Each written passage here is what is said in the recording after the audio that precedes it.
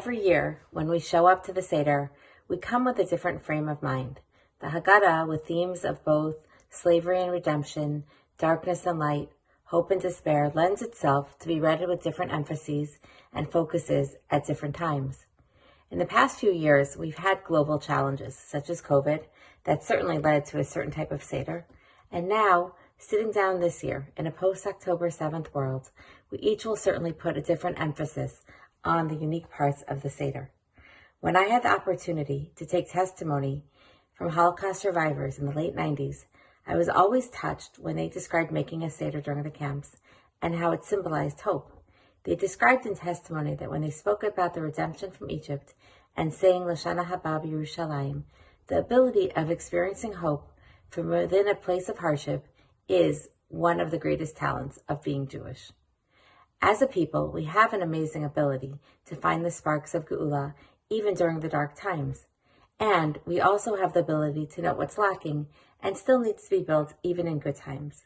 We find ourselves this year thrust into the need to do both of these things simultaneously. Fortunately, we have a wonderful model of the Haggadah that we engage every year and recite every year. And how do we hold both these ideas of Galut and Geula in the same conversation? We talk and engage our families in the story of our covenant with Hashem. We engage in mitzvot of the day that are experiential, all aimed at cultivating our faith in Hashem, in God, and our faith that good times are ahead.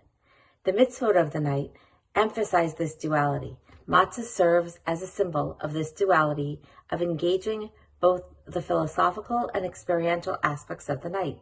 The duality of the matzah is also found in the Gemara's opinion about what matzah is. Is it lechem oni? Lechem she'onim alav devrim harbeh? Shmuel first suggests that oni refers to a word that comes from the root meaning to recite. The words of the Seder are recited over matzah and maror, matzah representing freedom. Or is it the bread from which we left Egypt and started our freedom? Or is it oni, written without the vav, which could be read as ani, a poor man's bread, that which we ate in Egypt?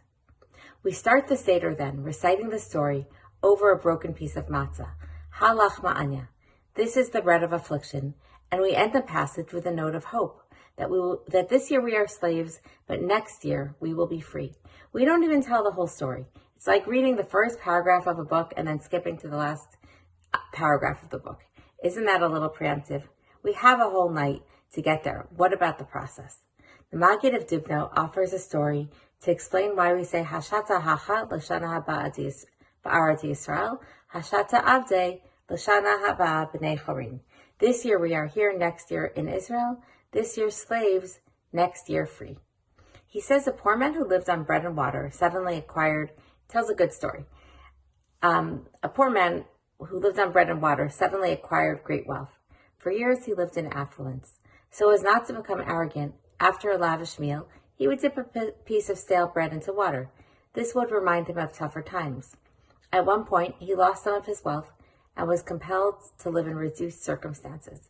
He was still owed a lot of money, and he knew that this was temporary, but the loans had not yet come due, and for the time being, he barely had anything. One day he was invited to a wealthy person's house and still repeated the ritual of, after having his good meal, finish with his simple meal of stale bread dipped in water. The host asked him why he was doing this now. Surely he had no need to remember harder times when things actually had become difficult again. The man explained he was confident that they will repay him, and he will be wealthy again. So he continues to eat his stale bread dipped in water as a reminder, because even though things were tough, he felt it was temporary and really truly felt in his heart that he was a wealthy man.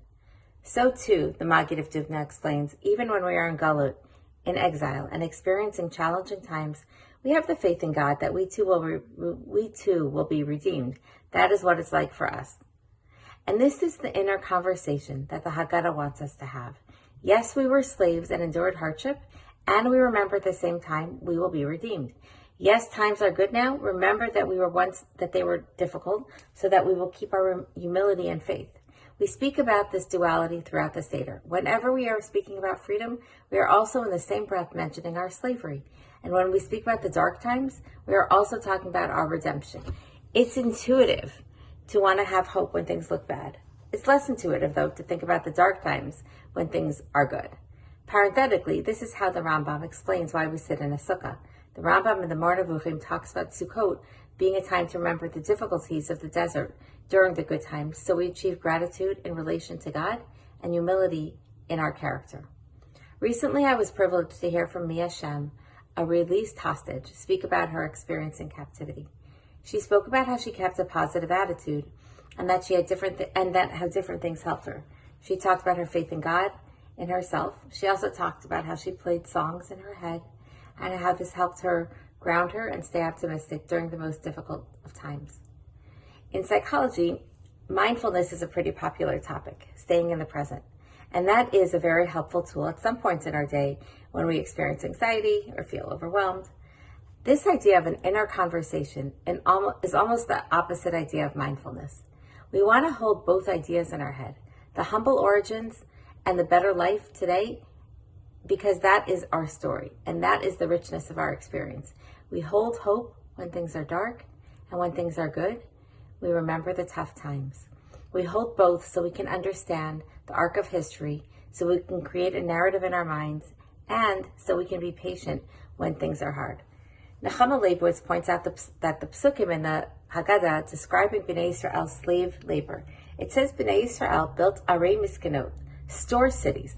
Nechama Leibowitz points out that the word misken is only used one other time in the Torah, in Devarim, when describing the bounty of the land of Israel, a land in which you shall eat bread without scarceness, below miskent. You shall not lack anything in it. What is the connection? It seems like it's being used in opposite contexts. She explains that when times are good, there is the danger of forgetting more difficult times. We tend to forget the value of our freedom. So even as we enjoy the bounty of the land of Israel, the Torah wants us to remember that we were slaves in Egypt by recalling the oppression we suffered by building store cities for Paro. During the actual Seder itself, we also talk about another Seder, the Seder of the 5 rabbis gathered in Bnei Brak to have a Seder. Why did the Baal Haggadah include this story? And the details of how Rabbi Akiva's students come to interrupt to tell him it's time to daven Shachrit, that dawn had come? Perhaps telling the story of a Seder within the Haggadah is a very relevant symbol for us today in a post-October 7th world where we are looking for hope.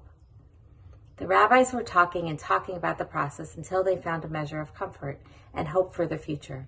In this story, it was in their students, their future symbolized by day coming after night, especially meaningful that they went to Rabbi Akiva's house, who symbolized hope. Even after the destruction of the Beit HaMikdash, Rabbi Akiva was the one who offered hope. And now we find ourselves once again in difficult times.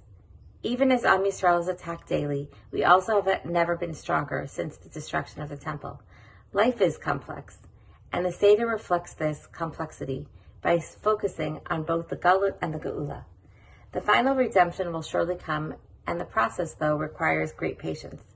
The Pesach Seder is a time to lean into this hope and confidence that good times are still ahead, and that we will experience the Geula Shlema.